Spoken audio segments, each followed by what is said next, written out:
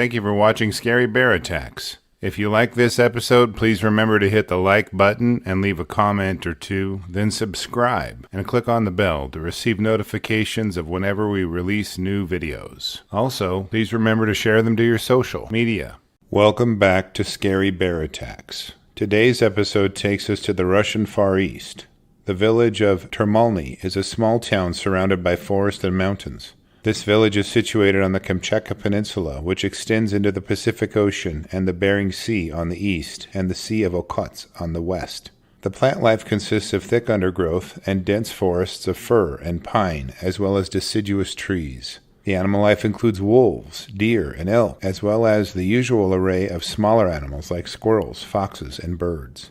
It is as natural an environment as one could seek for. The area is very much like Yellowstone National Park, with geysers, hot springs, mud pots, and even has several volcanoes. The peninsula makes up part of the Ring of Fire, which is a series of volcanoes surrounding the immense Pacific Ocean.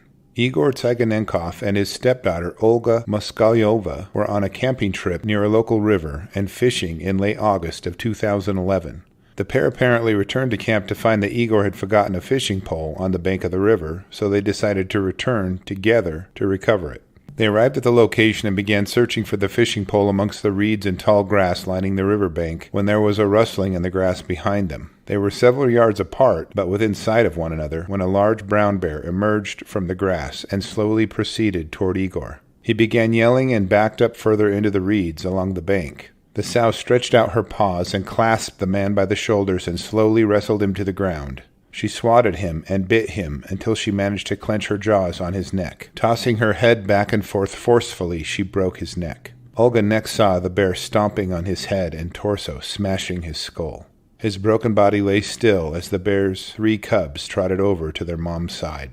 Seeing her stepfather killed before her very eyes, Olga turned and ran in panic. The sow bear diverted her energy and attention away from Igor and focused on Olga. The 19-year-old girl was fit and healthy, but only covered about 70 yards before the bear grabbed her from behind and pulled her to the ground by biting her leg. The bear immediately batted her from side to side, dragging her a short distance, and seemed to toy with her, like a cat with a mouse. She apparently hadn't made up her mind on what to do with the young woman. The bear bit down on her now bleeding leg and began biting chunks of flesh off and eating them. The horror of the scene seemed surreal and is the substance of nightmares. Olga could feel the bear biting and tearing her flesh and knew her stepfather was dead, so she did the only thing she could do. She used her cell phone to call her mother. Fighting back was obviously futile, as Igor was overpowered in no time, so she hoped to have someone come and rescue her. Tatiana, Olga's mother, answered the phone to hear her beloved daughter screaming, "Mom, the bear is eating me! Mom, it's such agony! Help me, Mom!" And initially thought it was a prank, as Olga was known to be fun-loving and enjoyed laughing. But then Tatiana picked up on the tone of her daughter's voice. She was terrified and in obvious pain. She could also hear the bear growling and chewing on Olga. This phone call lasted for the better part of an hour. She knew this was a serious situation and no joke, as she'd hoped. Having lost communication, Tatiana decided to call Igor and see what was really going on. She called his number, but he did not answer. She had no idea Igor was already dead. She called the police and her relatives to get them to go and save Igor and Olga. It was then that her phone rang again. It was Olga, and her voice was now very weak. She told her mother, "Mom, the bears came back, and she brought her 3 babies. They're eating me." The call dropped again, and Tatiana frantically tried to get more people to help. About 20 minutes later, Tatiana's phone rang one last time, and again it was Olga.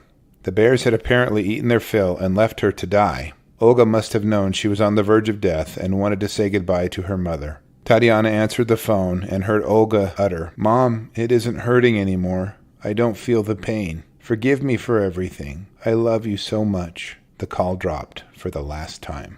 It took about 30 minutes for Igor's brother and Olga's uncle, Andrei, to arrive with police. They approached a horrifying scene covered in Olga's blood and could see the 4 bears still eating Igor's body. The 6 hunters who agreed to shoot the bear immediately shot the sow and her 3 cubs. Olga's mauled and mangled corpse was found nearby. Conflicts like this are not uncommon in this area of the Far East, where humans are settling in territory where bears find their food sources. There was no further report on the health of the bears, but it seemed clearly to be a predatory attack and the ending of 2 precious human lives.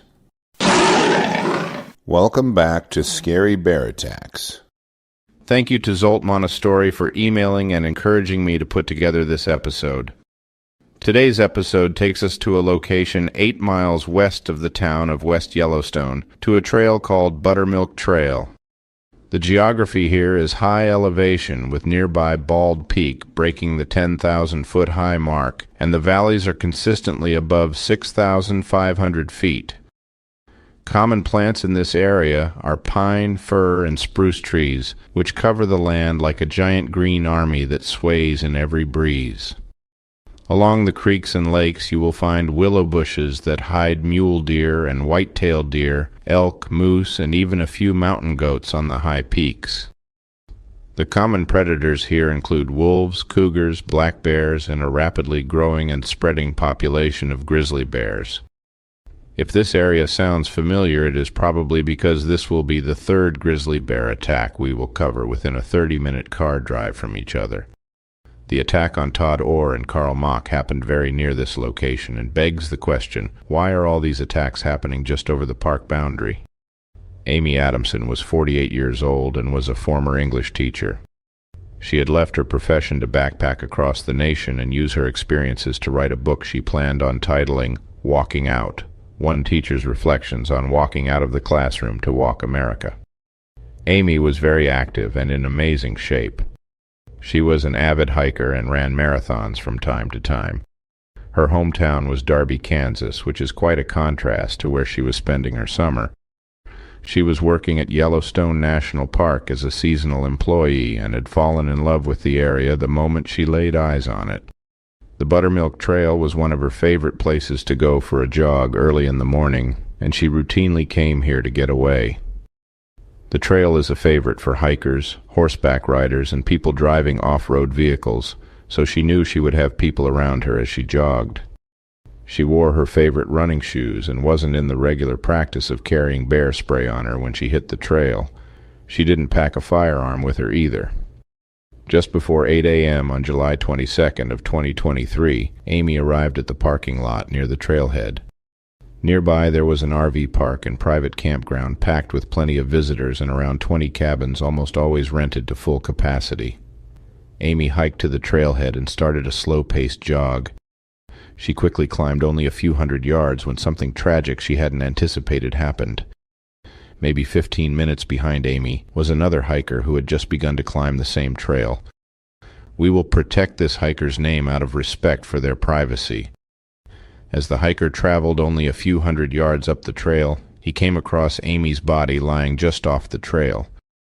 She was clearly dead, and there was evidence of a brief struggle around her. The hiker could also see fresh grizzly tracks from a large and a small bear. The hiker immediately left the area to get help.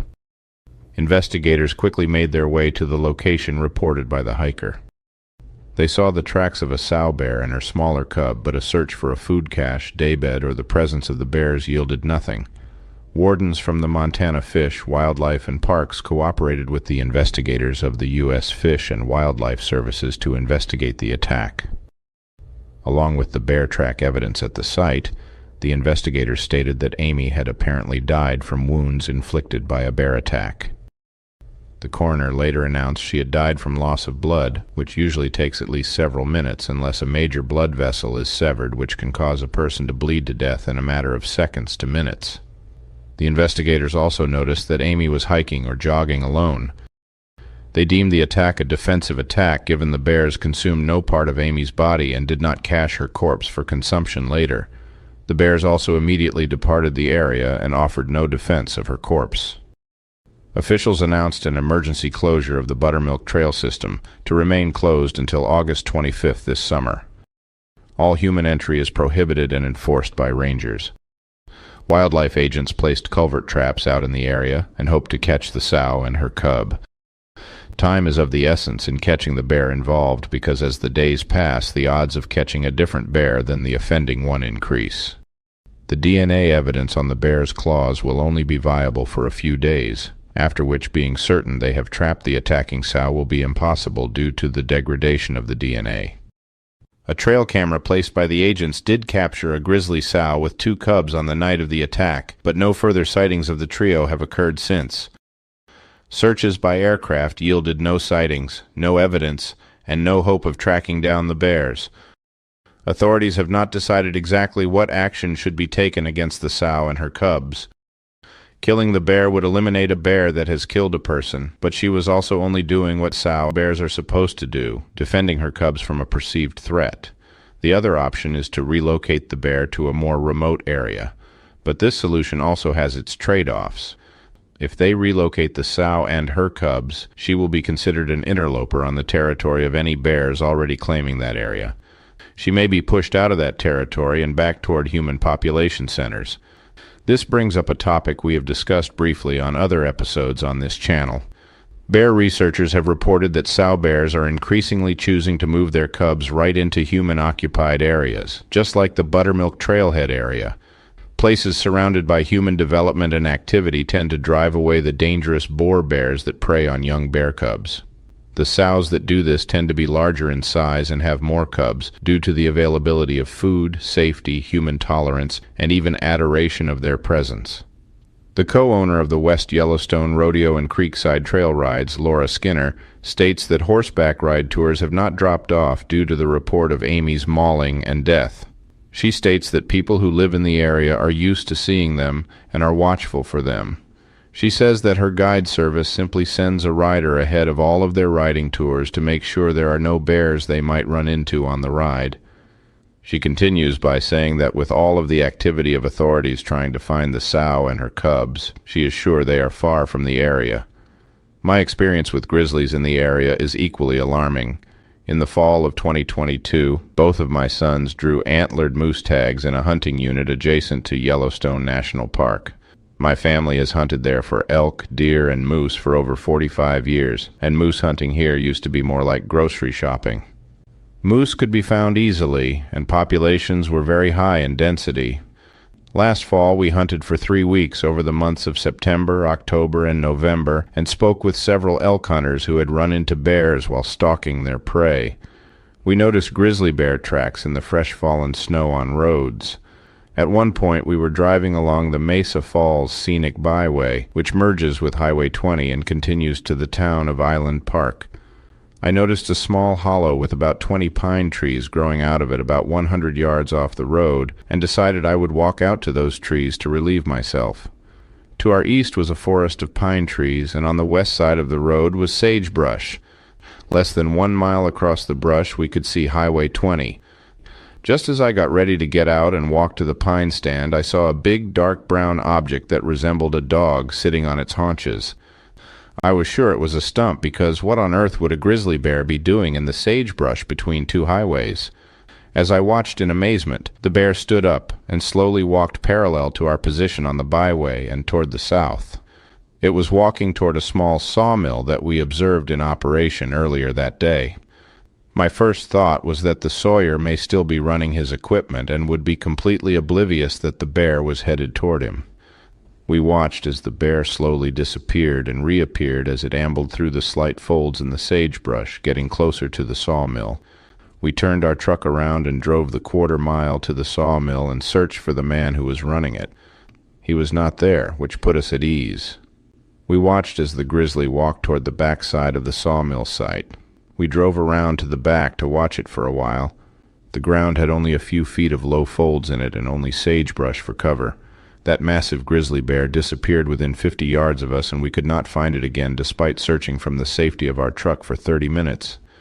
Grizzly populations in the U.S. Rocky Mountains have grown quickly, and bears have been showing up in surprising locations not previously known as their habitat. Since 2010, grizzlies have killed 9 people in the greater Yellowstone ecosystem area. This area is not the only area that has seen a sharp uptick in bear attacks. This year alone has had fatal or serious bear attacks in Arizona, North Carolina, and Colorado, each of which are already or will be episodes on our channel. After hearing the details of Amy's fatal grizzly attack and the other information I have presented, I have a few questions for you. Do you think Amy's familiarity with the place she loved so much prevented her from bringing bear spray on her run? Do you think she would have even had time to dispense her bear spray if she had it?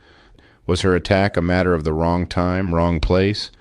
Would you have expected to run into a sow and her cubs right next to an RV campground and occupied cabins? Why do bears view humans as a threat but still feel comfortable near human populations? What will you do to ensure your safety when you venture into bear country in the future? I will gladly read and respond to your thoughts, so please post them in the comments section below and let's talk about it. Welcome back to Scary Bear Attacks. Today's episode takes us back to familiar territory. You guessed it. We're going back to the area around Yellowstone National Park to a backcountry trail system that includes the Pelican Trailhead.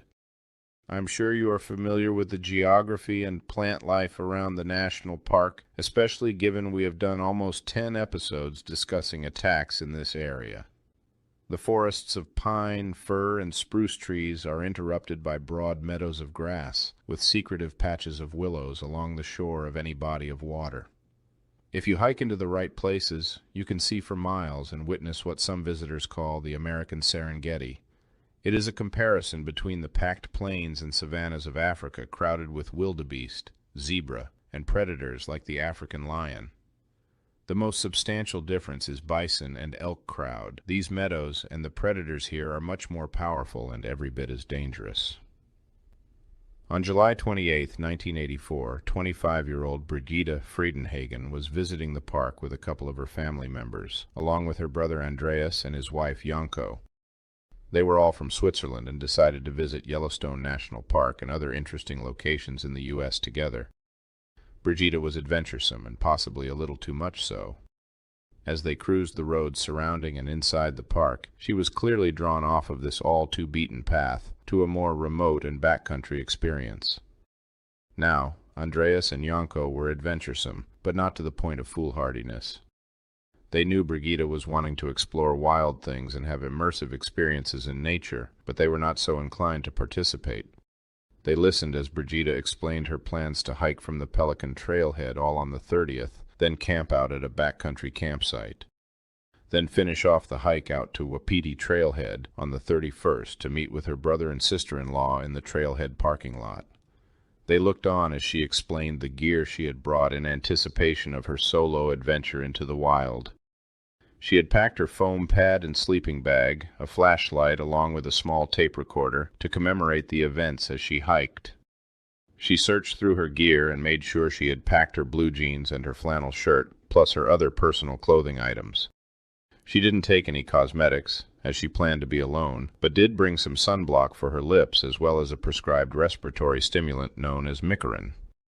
Beyond all of the standard backpacking gear, Brigitte also brought informational brochures she grabbed from any venue they had visited. Pamphlets named Beyond Road's End, Grizzly, Grizzly, Grizzly, Grizzly, Enjoy Them at a Distance, and Yellowstone Trails would soon take a very ironic and sardonic meaning as her story unfolded.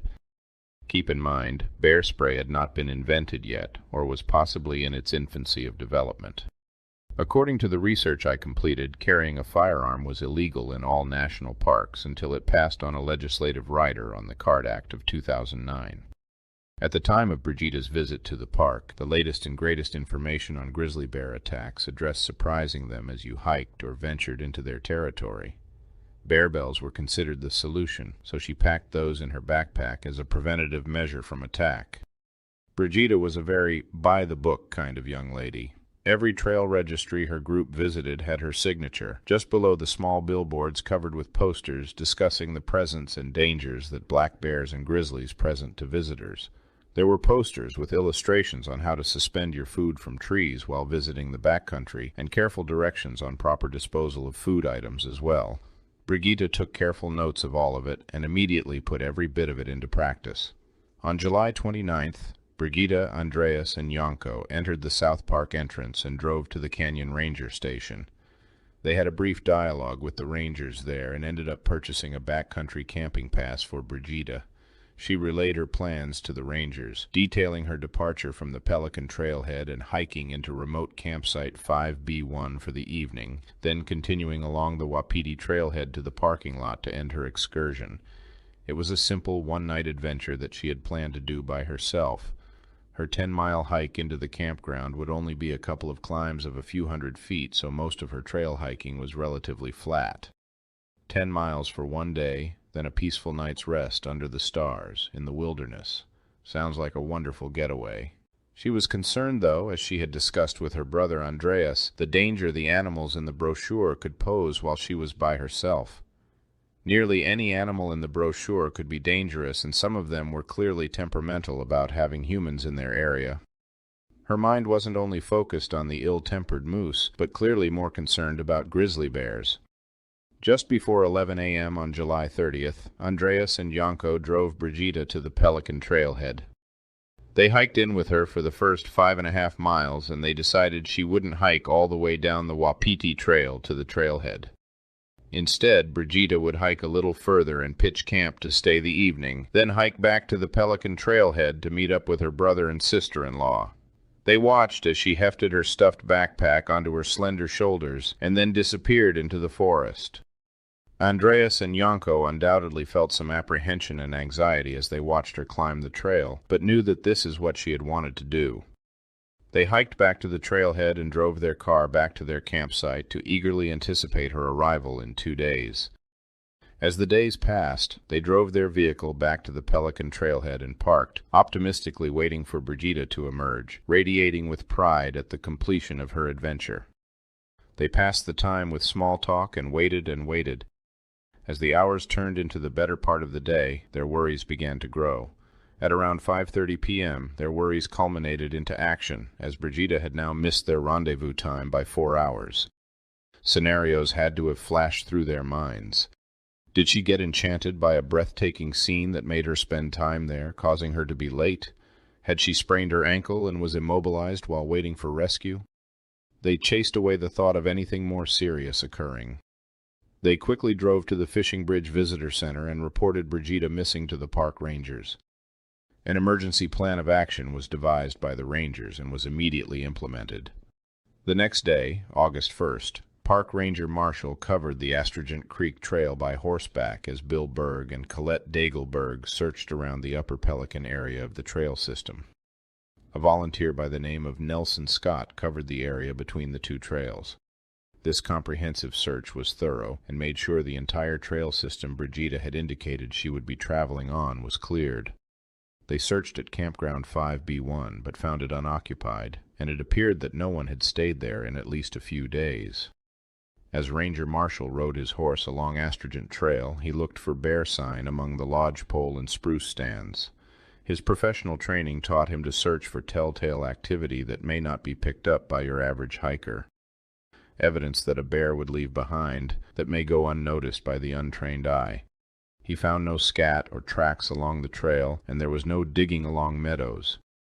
Bears will oftentimes dig into the soil in meadows for roots or to catch and eat various rodents. The elk thistle and strawberry plants were undisturbed, and pocket gopher mounds remained intact. The ant hills in the area were untouched as well. It seemed eerily void of bear activity to the ranger.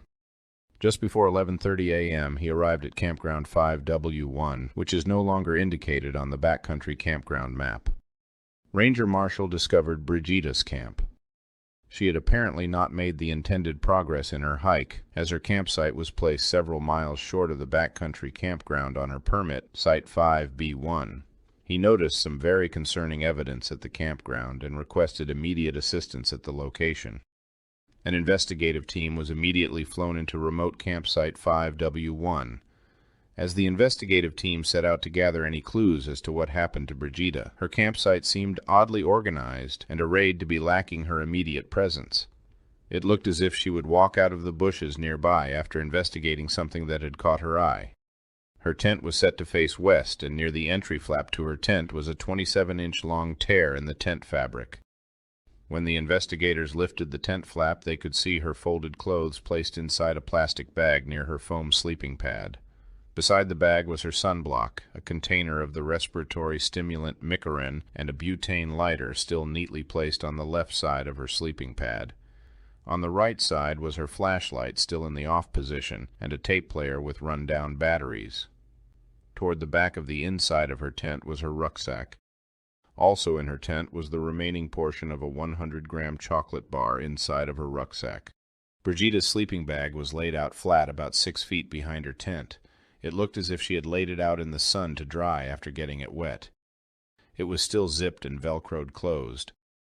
On her sleeping bag were additional signs of a bear attack. At the approximate location of Brigida's neck while she slept in the bag were puncture wounds approximately the size and spacing of a bear's canine teeth. About 18 inches below that was a tear in the sleeping bag fabric, possibly made by the bear's claws. The investigators could see that Brigida had suspended her food cache by twine between 2 trees a short distance from her tent, just as page 9 of the Yellowstone Trails book diagrammed. The contents were now pillaged by the bear and set out in an area about 3 feet square. Based on the evidence at the scene, Brigida had climbed into her sleeping bag after arranging her camp and tent to her liking and according to the safety guidelines in the brochures she had with her. Her head was positioned near her tent flap, and she had probably angled herself diagonally to offset a slight slant in the ground. The bear had apparently investigated her tent and may have smelled the scented lip sunscreen residue on her lips, or may have heard her breathing as she slept. The bear tore open her tent and bit onto either her skull or her neck and dragged her straight out of her tent through the rip while she remained inside her sleeping bag. About 6 feet from her tent, and where her sleeping bag now rested so neatly, she was pulled from her only remaining protection. From that point, the investigators followed a scarcely noticeable drag trail that went west of the campfire ring, across the trail, and uphill toward the trees to the northeast of the campground.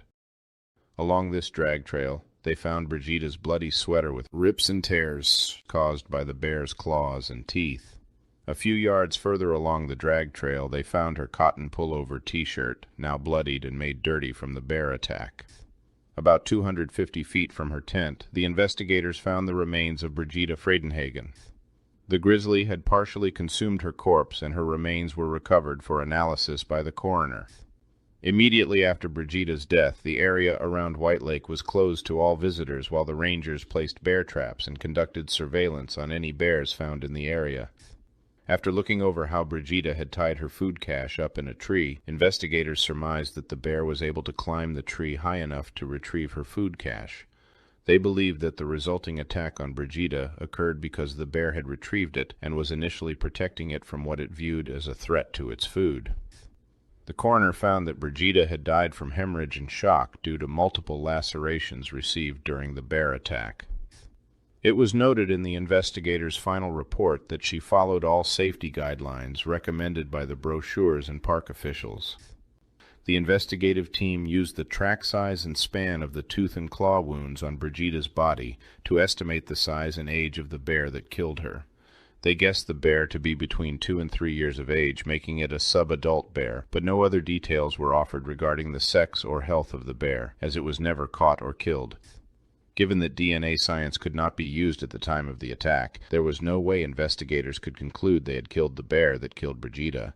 They would have had to kill the bear before her tissues it had consumed had cleared its digestive system to be conclusively identified as human remains. That left only a day or so window to kill the bear and perform a necropsy and tissue extraction from its digestive system. This process was not completed in a manner that would strictly identify the bear that had attacked, killed, and consumed Brigida. In the aftermath of Brigida's death, the Interagency Grizzly Bear Committee reviewed and refined the park regulations for backcountry campers. Their analysis concluded that better ways to store food needed to be emphasized for backcountry campers. They also reviewed the proximity of campsites to trails that bears may travel. The proximity of cooking and campfire ring locations to the sleeping sites was reviewed, as well as campsite locations in comparison to preferred bear habitat. Finally, the committee recommended that single backcountry campers be discouraged, and the public be made aware that groups are much safer than being alone in bear country. A public awareness program was put together to ensure people venturing into the backcountry for camping were aware of the risks of doing so. Even though these changes were accepted and implemented too late to avoid Brigida's horrible demise, they may have been instrumental in protecting backcountry campers since her attack. Brigida Friedenhagen was the first person killed in the park since 1972, to the point of her death. Since population assessments were initiated in 1975, grizzly bear numbers have increased from 136 to over 1,063 in 2021.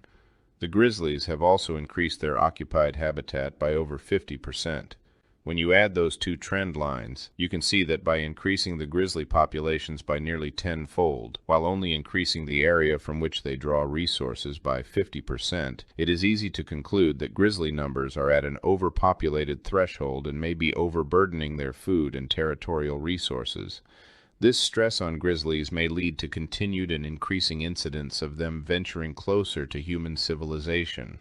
Postscript. Former park ranger Jerry Mernon wrote about a nuisance bear in his book titled Yellowstone Ranger. Bear number 88 was a young male who weighed 375 pounds and had developed a history of aggressive and nuisance behaviors around the fishing bridge area. The bear had been relocated a few times but returned each time. Mr. Mernon believed that it was bear number 88 who pulled Brigetta Friedenhagen from her tent and ate her, and a few days later pulled a 12-year-old boy from his in a similar fashion. The difference was the boy slipped out of the sleeping bag while the bear dragged him away. Upon losing the boy, the young boar ran into the forest and abandoned his attack. Bear number 88 was euthanized in August of 1984. I trust the conclusions of Jerry Mernon and point to the fact that grizzly bear attacks involving people being pulled from their tents as they slept stopped immediately after bear number 88 was euthanized. After reviewing the details in this episode, I am left with a few questions for you. Do you think the grizzly was defending its food cache from Brigitta's suspended food sack, or did it attack her out of strictly predatory motives? Since the bear was never identified, do you think it will have the inclination to kill and eat more people? Would the presence of Andreas and Yonko have deterred the bear from attacking Brigitta? Why do you think the park regulations would prevent anyone from carrying a firearm to protect themselves? Although she followed every instruction the authorities published in the many brochures and books she read, what more could Brigitta have done to ensure her safety? I will be glad to read and reply to your thoughts, so please post them in the comments section below, and let's talk about it. Welcome back to Scary Bear Attacks. Today's episode takes us to the wilderness just north of Columbia Falls, Montana. The terrain of this area features valleys at around 3,500 feet in elevation, with nearby hills reaching near the mile-high mark of 4,500 to 5,000 feet. The Trumbull Canyon Road is an excellent jumping-off spot for anyone wanting to get into the more remote areas for hunting, hiking, or general adventuring. In this area, there are nearly uninterrupted forests of pine and fir trees that stretch for miles. Along the creek bottoms, willow and alder bushes screen and shelter the white-tailed deer, elk, and moose that sneak amongst them.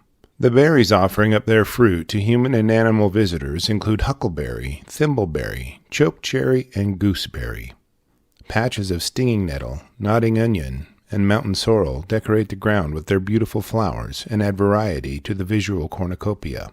The dominant predators of the area include cougars, wolves, coyotes, and black bears, but the topic of our episode today is the powerful brown bears of the area. On the morning of November 11th, 2018, Anders Brost was teaching a friend, Dan Hansen, to hunt elk and deer. The men had pushed their way through a few inches of snow early in the morning when they approached a very thick, tangled stand of brush. The branches of the leafless underbrush tugged at Anders' clothes and his rifle as he fought his way through it. His visibility was very limited, and he couldn't do anything about the noise of the bushes rustling against his clothes and other branches as he forced his way through. Hansen was about 150 yards away from him, filming as Anders navigated his route. As he parted the brush with effort, he looked up and noticed a big bear head rising up before him from behind a log. He immediately recognized the dish-faced profile of a grizzly bear, and he was filled with terror as he realized he had its focused attention. The bear was a mere 15 yards from him and spun quickly to face the surprise interruption to its slumber. 36-year-old Anders moved to his home he shared with his wife Annika on Trumbull Canyon Road after the two had wed, and he accepted a job at Applied Materials selling specialized bikes around the world. He's always been drawn to the mountains and even rearranged his life so that he could be where he loved to adventure and be active. Annika was from the area and knew her husband would love doing what he enjoyed there.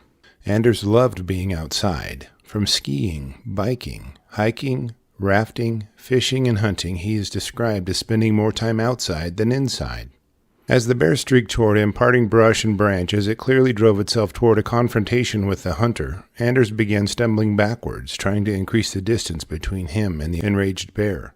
He struggled to pull his rifle from his shoulder, but his efforts were hindered by the interference from the brush. His mind raced for a solution as the reality of the situation ran through his mind. He was in a dangerous situation and could do nothing about it. The only thing he could do was brace for impact and desperately hope the attack would be brief. As the bear rapidly approached, Anders quickly untangled his rifle and managed to push it between the bear and himself.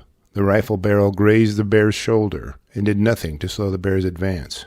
He couldn't click off his safety and didn't even have time to put his finger in the trigger guard before the bear impacted him as he toppled to his back. The bear was on top of him before he could process it and put the 1,200 pounds of force per square inch bite force to use. It sank its teeth into his right arm and shook its head back and forth forcefully like a dog with a toy. It twisted its head as it shook, and Anders heard his arm bones pop under the force of the bear's jaws. The initial bite and the rending actions of the bear's jaws broke bones in his hand and his radius, as well as dislocated his shoulder and hand. It then clamped down on his left hand and bit quickly and repeatedly bit into it as well. The bear then focused its attack on his left leg, clenching his ankle in its jaws. Anders managed to kick the bear a few times, but it repeated its tossing motion on his ankle, pulling him downhill several feet in the process. Anders grasped, passing by bushes, in an attempt to avoid being dragged off by the bear. After it shook him about, it slipped its jaws down to his boot and bit through it with no problem. Its teeth narrowly missed severing a few of his toes by piercing his boot between them. Anders could feel his boot being pulled from his foot and recalled being oddly worried about losing it. He knew it may be pivotal in his escape and getting back to safety. The force and power of the attack on his ankle had ruptured his meniscus, torn ligaments and tendons, as well as broken his fibula. It tore open the flesh of his foot as well. As quickly as the attack had begun, it ended. The last thing Anders recalls is seeing a big furry rear end retreating into the brush to his relief. He immediately started yelling to his hunting partner, Hansen, to fire over the head of the bear to keep it going away. His hunting partner reported hearing nothing during the attack and being surprised at the condition of his partner when he arrived by his side. The hunters estimate the entire attack took only 15 to 30 seconds. Anders and his hunting partner were fortunate in that the location where the attack occurred received cell service. Anders asked Hansen to call Annika so he could speak with her. She expressed concern for the lack of experience Hansen had and wanted to make sure he didn't shoot her husband. After he spoke with her, the men tried to hike out. After assisting Anders to his feet, Hansen watched as his knee bent 90 degrees in the wrong direction after just a few steps. Knowing now that hiking out was impossible and could cause greater damage, they called 911. This phone call set in motion a chain of informational relays that notified a broad network of government agencies and allowed them to triangulate the hunter's exact location. The cavalry showed up with high-powered rifles and shotguns to the relief of Anders and his hunting partner. Annika called the Kalispell Regional Medical Center and inquired as to the staff on duty. She wanted to make sure her husband had had the best of care, as she worked as an emergency room nurse at the center. Brian Summers, a criminal investigator for Montana Fish and Wildlife and leader of the Wildlife Human Action Response Team, rushed toward the scene along with 3 game wardens who acted as security in case the bear returned to the attack scene. The investigative crew arrived as the medical team loaded Anders into the rescue copter, dispatched by 2 Bear Air. The investigative team combed the attack scene, searching for vital clues as to what led up to the attack. They photographed everything and measured distances between tracks left in the snow. They observed the imprints of Anders' backpack in the snow as the bear drove him into the snowbank. The team analyzed the bear bed for hair or saliva samples to use to identify the bear species or even the individual bear through DNA analysis. Anders was flown to the Kalispell Regional Medical Center where Dr. Joe Bergman, specialist in treating trauma and bear maulings, was waiting for him. Bergman observed bite marks all over Anders' arms, hands, and left leg, too many to count. Being aware that when bears bite, they pull up, causing deep tissue injuries, and inject saliva containing Streptococcus, Staphylococcus, Pseudomonas, and Clostridium bacteria, which can cause gas gangrene into wounds. Local medical facilities have concocted a mixture of antibiotics, which are immediately administered to counter such infections. The injuries may look superficial, but can actually be deep tissue wounds and lead to life-threatening infections. Anders received an IV drip containing those antibiotics to prevent serious infection as soon as he arrived at KRMC. They also removed debris from his wounds. Vital information was tediously collected and the information was passed on to the investigative team for analysis. Anders spent 7 days at KRMC before he was released to convalesce at home. He underwent a few months of physical rehabilitation before completely recovering. Summers and his investigative team tracked the bear but eventually lost its trail as it continued out of the area. His samples and information were sent to a research center in British Columbia, Canada, for further analysis. There was no source that indicated that the bear was euthanized or identified after the attack. Anders is recovering and has recognized there was essentially nothing he could have done to avoid the confrontation. He does have plans to expand his supplies to include a space blanket as well as a satellite tracking device to be safer. He also notes that he willingly adventured into bear country and accepted the risks of doing so. He plans to continue hunting as well as his other outdoor activities and can't wait to get back outside, where he feels fulfilled. He encourages people to go outside and enjoy the risks and rewards the wilderness offers its visitors. After studying the facts surrounding this episode, I'm left with a few questions. Do you think bear spray would have prevented this attack? Do you think this bear should have been euthanized? What do you think Anders and Hansen could have done to avoid this attack? Why wasn't this bear denned up for hibernation? With local farmers and ranchers in the areas of high bear density indicating that they lose between 20 and 25% of their corn crop to foraging bears, and also report 20 to 30 cows per year being killed and fed upon by local bears seeking prey. Do you think that bear populations are being pushed into human-occupied areas? I would love to read your comments, so please post them below. Welcome back to Scary Bear Attacks. Today's episode is called The Gruesome Bear Attack of Barry Gilbert. Today's episode takes place in the mountains of southwestern Montana near Yellowstone National Park at a location called Bighorn Pass. This area is remote and wild and a perfect home for bears and bear researchers. Barry Gilbert was a scientist. He was a field researcher who devoted his education and career to help the scientific community understand how brown bears are affected by human traffic through their remote areas. Barry was a faculty member at Utah State University and loved what he did. Near Yellowstone Park, Barry and a research assistant learned a very valuable lesson, but not what he was hoping to learn. The altitude was draining, but exhilarating as the research team crested the Bighorn Pass in the rugged southwest Montana area. It took nearly 6 days of hard hiking with their heavy backpacks through the still very wild and remote country they so enjoyed. After canoeing around a portion of Yellowstone Lake and nearly swamping themselves in the process, the duo was ready to accomplish their mission. The research team knew the risks and took significant precautions to avoid any problems with bears. They would camp off of the trails a good distance, as well as create physical barriers from branches and deadfalls to alert them to any curious animals, bear or otherwise. On the most notable day of their planned research, they came across a sow grizzly and her 3 healthy cubs. This is what they suffered for, and would be a great opportunity to do some research, gather data, and hope to learn how to best help the bear population. They watched as the cubs were threatened by a male bear, called a boar, and were impressed with the power and commitment of the mother bear to protect her cubs. She backed him down, and her and the cubs were on their way safely after the tense standoff. The next morning, Barry discussed circling around the bears and observing them from a viewpoint called Crowfoot Ridge. It would put the researchers much closer to the bears and allow them to gather more data. After a short hike, the scientists reached their observation point, but Barry had to urinate and walked a short distance into the bush to relieve himself. As Barry crested the top of the pass, the mother bear and her cubs crested it from the other side, in exactly the same place. Witnessing the prior day's tense standoff with the boar and the ultra-protective nature of mother bears, Barry knew this could be very bad.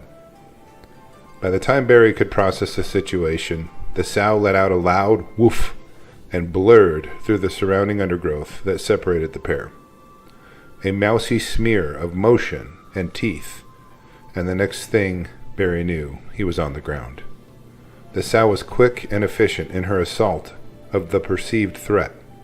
Barry felt the bear lock onto his head and could hear and feel the tissue of his scalp being torn away, but felt no immediate pain. The sow then savagely clamped down on Barry's cheekbones and crushed them, then pulled his cheekbone out, completely apart from his face.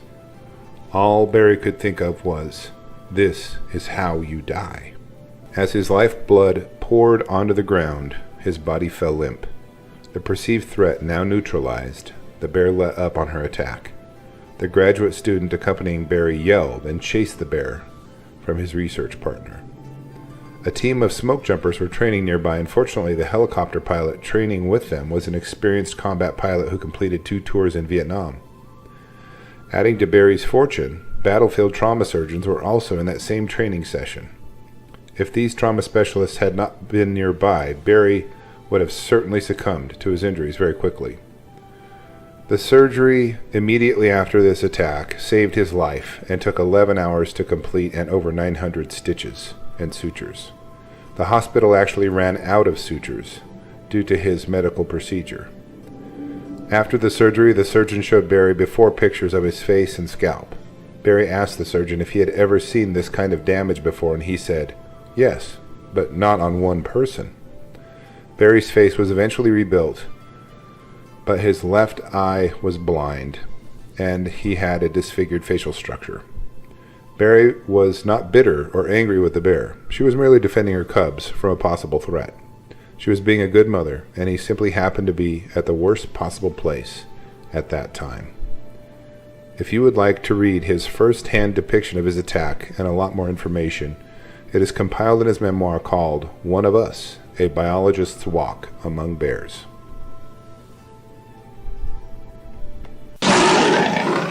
Welcome back to Scary Bear Attacks. Today's episode takes us to the North Fork of the Shoshone River, and yes, we have been here in prior episodes. It is just east of Yellowstone National Park boundaries on the Wyoming side. In the greater Yellowstone ecosystem, you may see plenty of mule deer, elk, and moose roaming the forests of pine, fir, spruce, and aspen. You might see a coyote flit through the sagebrush, or a wolf, cougar, or black bear with a recent kill if you are lucky. But of all the wonders of this area, let's hope you don't run in a grizzly bear like Tev Kelly did. On October 6, 2017, 32-year-old Tev Kelly was rifle hunting elk with his 34-year-old hunting partner, Scott Smith. They had been planning on this fall's elk hunt for some time and spent time brushing up on their skills by going to shooting ranges. They knew that success in elk hunting depends on shot placement in any conditions, no matter the wind, cold, or energy levels. Tev was an experienced hunter and professional hunting guide who enjoyed being as far back in the wilderness on his hunts as he could reasonably go. He was 6 feet 4 inches tall, but only weighed 150 pounds. He was lanky and wiry built, but the best hunters frequently are. They can get up the hills easier with their long legs and don't have to move a lot of weight either. Now, Tev had been charged by bears in the past. In fact, in 2016, he was charged 2 times that hunting season, on the same day. The year prior to that, Tev was also charged by a bear. For anyone who believes in the odds of any given occurrence, you might tend to believe that Tev's luck was about to run out. Well, not quite yet. Scott had actually drawn the controlled hunt tag for the hunting unit, and Tev decided to tag along for the fun. They rose before sunrise and departed camp on that Friday morning, hoping to find a bull elk of satisfactory size. Tev and Scott were glassing for elk on the day in question. If you've never hunted, that means that they were searching with binoculars or spotting scopes for animals located on adjacent ridges. This method of hunting gives the hunters a chance to see the animal they are pursuing and plan a route to stalk it. The men hiked the steep trails into the high country as the wind howled. They had continually located elk from afar, only to watch them slip away, further into higher and steeper elevations. As the wind forced the hunters into a slouching resistance, it also masked their scent from animals near them. Given the steepness of the terrain, they would appreciate any advantage they could gain. Now Tev didn't pack bear spray with him on hunts. He was simply unconvinced it would work in all situations, and given today was very windy, he was right on the money. Bear spray would have only been diluted in the gusts of 25 to 30 miles an hour, and he may have been completely defenseless afterward, with its contents being exhausted. The only thing apart from his rifle that he packed would be his 1911 .45 caliber super semi-automatic pistol. It has long been the favorite sidearm of many a military man for about 100 years, and is still the pinnacle in terms of power and performance. The pair managed to climb high enough that they had a great angle on a large bull elk. Scott leveled his rifle and took aim from 327 yards at the bull's right shoulder. With a slow squeeze of the trigger, the report of the rifle echoed down the valley as the bull tumbled and then rested down the hill a short distance. The men celebrated upon seeing the bull collapse, knowing their hard work had paid off with a successful harvest. It took a while, but they made their way to the carcass of the bull and knew that this was where the work begins. They placed their backpack and rifles uphill from the bull's carcass to prevent them from being bloodied during the gutting of the bull. For those of you who may be unfamiliar with hunting, gutting an animal is when you cut a large incision from the animal's throat area through its rib cage and abdomen and ending at its anus. Next, the windpipe is gripped and pulled from the animal's body. As the windpipe is pulled, it removes the animal's lungs and esophagus, which pulls the entrails of the gut along with it. By the time a hunter is done removing the guts of a large elk, the remaining carcass is usually quartered for easier packing and retrieval. Scott and Tev knew that the carcass weight of a bull elk would be at least 250 pounds if they removed the bones and took only the meat. That would be 2 trips to the carcass for each of them, and returning with about 60 pounds of meat for each man, each time. An alternative is to leave the bone in the quarter of the elk, which will take less time, as a quarter can be cut with a bone saw in only a few minutes. If each round trip took them 3 hours, they would have the head, hide, and meat out in the better part of a day. Spending time on the carcass cutting meat away from the bones would mean spending more time in the territory of a very smart and hungry predator. The approach to where the bull carcass was open and clear for 200 yards in each direction. The bull had died in an area similar to a small box canyon. The men had nowhere to go in the event of a problem. While the men gutted the bull elk, they discussed the need to suspend the rest of the carcass by rope from a tree. Even without the bones in the carcass, it would take them 2 trips to pack it out, and leaving the bones in the carcass would make roping it up into a tree easier and take less time. This is a common-sense practice many hunters use, as it makes it harder for bears to claim the meat as their own food cache. As the men were bent over the bull's carcass, an odd-sounding snap broke the silence behind them. They had just been looking around the carcass, planning everything out a few moments before, and hadn't seen anything alarming. Tev turned around to see what the source of the snap was, and that is when everything went into slow motion. He heard himself yelling, "Bear, bear, bear," and watched as a huge grizzly bear leapt over a deadfall log and bounded the short distance toward him and Scott. For some reason, each of the hunters moved in a different direction, confusing the bear momentarily. It paused for a second, as if it were deciding between the men who it would attack first. Tev took this brief pause to fire his pistol into a log, and the bear didn't flinch. Tev and Scott knew the bear had been completely aware of what it was running up on. With the cliff behind the men, they had no choice but to stand their ground and see if the grizzly charging them was bluffing. The grizzly immediately started sprinting toward the men once again. Tev could see every detail of the bear. It was fat, and the energy from each bound rippled through its body as it closed in on the men. Its head and ears were up to take in any information, and it stretched its paws forward with each bound, coming closer each time. As the bear neared the hunters, it stood up like a lineman in football. Given the bear was now a mere 20 yards away, Tev's next shot was not a warning shot. He aimed a little high on the bear as its head bobbed up and down with each bound toward them. He hoped to hit its head, but after firing his .45 was not positive where his bullet struck, but he knew he had hit the bear. Tev and Scott watched as the bear tumbled at the impact of the bullet. The grizzly rolled down the hill about 10 yards and lay still. Tev thought he had killed it, but after about 10 seconds it regained its feet. He was convinced it was about to renew its attack. He had witnessed how this bear had no fear of humans, and warily watched as the bear staggered in a circle. The grizzly was clearly stunned and severely injured, but still a very potent threat. As soon as it gained its bearings, they watched it stumble back into the forest. Right after firing the initial pistol shot and watching the bear tumble down the mountain, Tev and Scott ran for their rifles.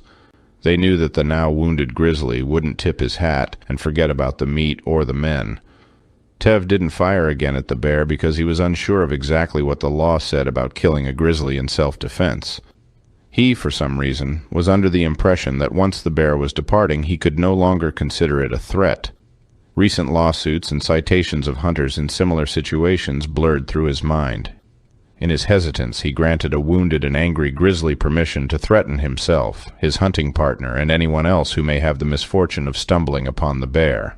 With the bear now out of sight, the hunters quickly loaded their first load of elk quarters onto their backs. Before departing, they attempted to hide the rest of the elk meat in a boulder cleft, thinking it may be safe there until they returned. They guessed their packs at about 100 pounds each, and for Tev, that was quite a load. Scott weighed about 220 pounds, so he wasn't as burdened by the weight, but 150-pound Tev struggled to keep pace as the men made their way back toward their truck. The bear had left the scene in the same direction the hunters had to travel to return to their truck. The entire hike out was fraught with nerve-wracking glances and worried study of the trail ahead. They arrived at their truck at around 5 p.m. They immediately put the elk quarters they hauled out into the back of their truck and headed back toward Wapiti and the cell service they knew would allow them to call for help. Once in cell service, they reached out to the Wyoming Game and Fish Department and reported the incident to the authorities. Game Warden Travis Crane met at Tev's home to review the hunters' stories and decide their next steps. The next day, Tev and his father, Ned, as well as Scott, Game Warden Crane, and biologist Luke Ellsbury hiked back into where the hunters stashed the elk carcass. As they hiked, each of the men yelled and made as much noise as they reasonably could to make sure to avoid surprising any of the area's several grizzlies. As they neared the location, their hearts sank as they observed bear tracks from more than one bear, as well as scat all around the elk carcass. The meat was now missing, which indicated that a grizzly had claimed it and undoubtedly cached it nearby. They realized they were standing in the middle of a bear cache and knew a grizzly would not take kindly to this trespass. The grizzly that had initially charged the hunters was blonde in color. As they scanned the area, searching for the bear that was certainly laying up in watch over its cache, a darker grizzly caught their eye. It was about the same size as the blonde grizzly, estimated at about 400 pounds, but was clearly not the same bear. It didn't have any obvious wounds, which would be a clear indication of being the same bear. This grizzly was not happy to see the 5 men. It chuffed and woofed to let the men know it was there and that they had better leave. It stood in plain sight atop a deadfall pine tree to make sure they had seen it as it glared in their direction. Being very familiar with bears, the men all knew what was going to come next. If the bear didn't run away at the sight of the men, they knew they were in for a fight for their lives. As this darker grizzly charged the men, Ellsbury fired off 2 warning shots in the bear's direction. He was trying to scare the bear, but was concerned at its boldness. As the bear continually made its presence known, the hunters quickly pulled the remains of the elk carcass from the sticks and duff the bear had placed over it. They nervously tied the elk quarters to their backpacks, and the entire party fled the scene in a hurry. Upon arriving at the truck, Tev's hands wouldn't quit shaking as the intensity and danger of the situation overwhelmed him momentarily. He and his father made a video about the incident and posted it to social media to make sure hunters and hikers were aware of the incident. I could find no source indicating either man suffering from anxiety or nightmares following the incident. Wyoming game and fish officers formed a task group to search for the wounded grizzly, but all efforts came up fruitless. The wounded grizzly was never found. Despite being charged by grizzlies sometimes multiple times in a single hunting season, Tev Kelly refused to let the incident keep him from doing what he loves. Before the week was up, he was out guiding another hunter on an elk hunt in prime grizzly territory. Regarding the incident of the grizzly and the elk hunters, Tev explains he has been within 100 yards of bears more than a dozen times, and he considers them enchanting. However, he does indicate they are less enchanting when they are trying to kill you. He also expressed sadness in knowing there is a wounded grizzly out there. Around the Cody, Wyoming area, grizzlies charging hunters is not uncommon, and incidents tend to peak during hunting season. In the state of Wyoming, there are said to be 600 grizzly bears, with the vast majority living in the greater Yellowstone ecosystem surrounding the park of the same name.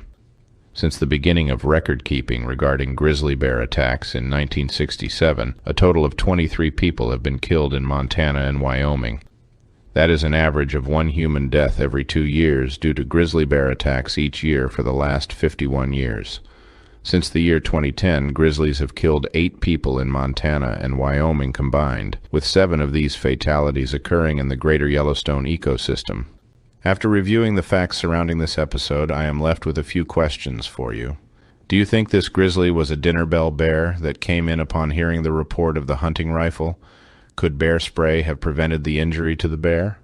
Were you surprised when another grizzly showed up and claimed the elk carcass? I will enjoy reading and replying to your thoughts, so post them in the comments section below, and let's talk about it. Welcome back to Scary Bear Attacks. Today's episode takes us to the remote and sparsely populated Canadian province of Saskatchewan. The beautiful location of McKee Lake is nestled among the innumerable lakes in the northwest part of the province. The area is practically one huge lake, interrupted by small stands of pine and fir trees. There are also birch and aspen trees as well. The terrain is rolling forests and beautiful lakes and ponds. There are moose, wolves, deer, and black bears in very high numbers. The fishing is amazing, and the recreational opportunities are endless, with canoeing being one of the favorites. Stephanie Blaze was 44 years old and visiting the family cabin for a week with her husband and 2 children. Her father, Hubert, had stayed at the cabin the prior week, and she needed to call him to tell him Curtis, her husband, had repaired the water pump. The Blaze family was well practiced at remote living and wilderness safety. Their only means of communication at such a remote location was by satellite phone, which required a clear view of the sky for the best connection. Stephanie and Ely, her 9-year-old son, went outside to talk with Grandpa. Once they walked the short distance to a nearby opening in the trees, Stephanie realized she'd forgotten the antenna needed for best reception and instructed her son to run back to the cabin and get it real quick. He scampered back toward the cabin, and Hubert listened once again to his daughter explain the water pump dilemma. Hubert was very proud of his daughter, and she gave him very good reason to be. She had completed her bachelor's degree in human justice and her master's degree in elementary education. Her passport had the stamp of 37 nations, and she taught school in Kuwait and Taiwan, as well as served on the UN Human Rights Commission in Geneva, Switzerland. There was no arguing about her intellect, but her personality was even more impressive. She was described as a loving person and a sweetheart by most who knew her. She was particularly important to her father, as he lost her sister at 19 years of age in a car accident in the early 90s, and his wife to breast cancer in 2008. They were brought closer by the tragedy in their lives.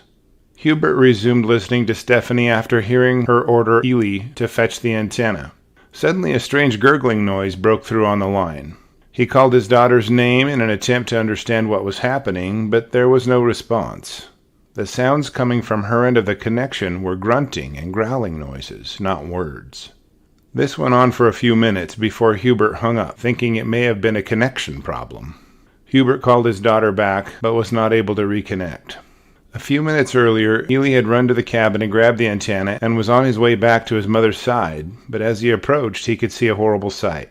The 9-year-old boy saw the bear attacking his mother and turned and ran to get his father.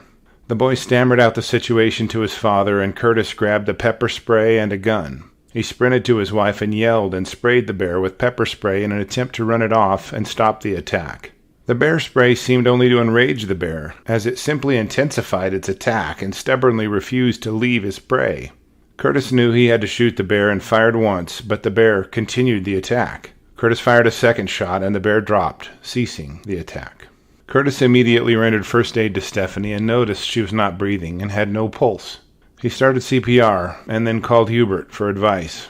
After a considerable amount of time, Curtis realized he had done all he could do, and his wife and the mother of his children was now dead.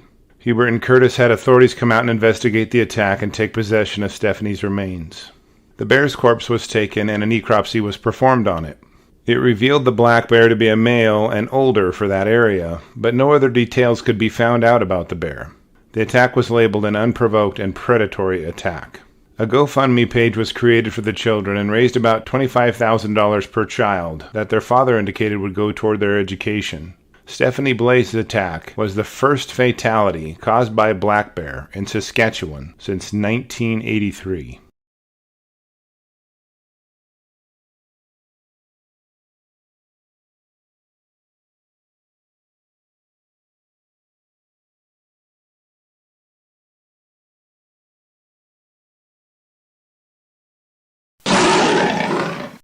Welcome back to Scary Bear Attacks.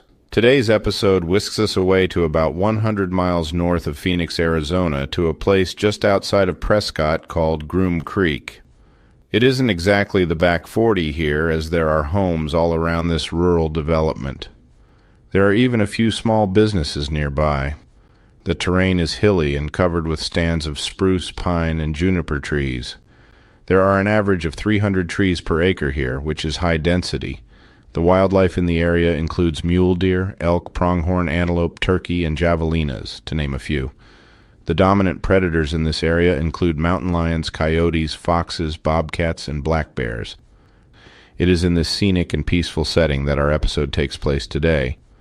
At 7:40 a.m. on Friday, June 16, 2023, 66-year-old Stephen Jackson was sitting down at a table on his rural property to enjoy a morning cup of coffee. He was building a cabin on some land he owned and was just beginning to plan his workday. He was from Tucson and recently relocated to his land in Yavapai County on a quiet wooded lot. Stephen had been camping here regularly and enjoyed the peace and serenity. Whenever he came up to work on his cabin, Stephen would sleep on a hard-shell pop-up tent mounted on a rack over the back of his truck bed. It was made by a company called Roof Nest and was the state-of-the-art in camping. It provided an elevated sleeping area which would be sure to keep you safe from any animals which may wander into your camp.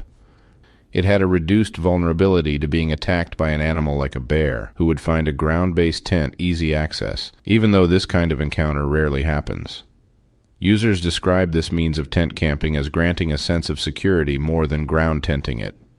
Stephen's neighbor, David Montano, described him as extremely intelligent and very friendly.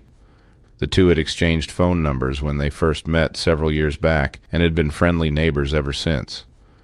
Montano liked Jackson and enjoyed how happy he always was when he was up on his property. He and Jackson's other neighbors would while away hours on his property, chatting. He looked forward to the completion of Jackson's home and continuing to build their friendship. As Stephen prepared his coffee, he set up his typical morning ritual, a comfy camping chair by his table only a few yards from his cabin site. As he relaxed, he had no way of knowing there would be a dangerous visitor to his site on this day. With Stephen's back facing the wooded part of his lot, he couldn't possibly have seen the very large male black bear approaching him. Bears have plantigrade feet, which means their weight is distributed over a larger area like human feet. Their feet have thick rubbery pads similar to dogs that flex around any object they step on. This may keep twigs from snapping or prevent other sounds while they approach their prey. While I was in the backcountry of Alaska, I once had an enormous brown bear shake the ground with thudding footsteps as he approached me, stop, then slip away without as much as a twig snap. Nobody witnessed precisely how the black bear closed in on Stephen, but his neighbors suddenly heard him yelling for help. They rushed outside to see Stephen in the grasp of a huge black bear, clearly terrified. Neighbors began flocking to the attack site. Many of them yelled and screamed at the bear, trying to frighten it off. Others got into their vehicle and approached the area, honking their horns, but none of it scared the bear away.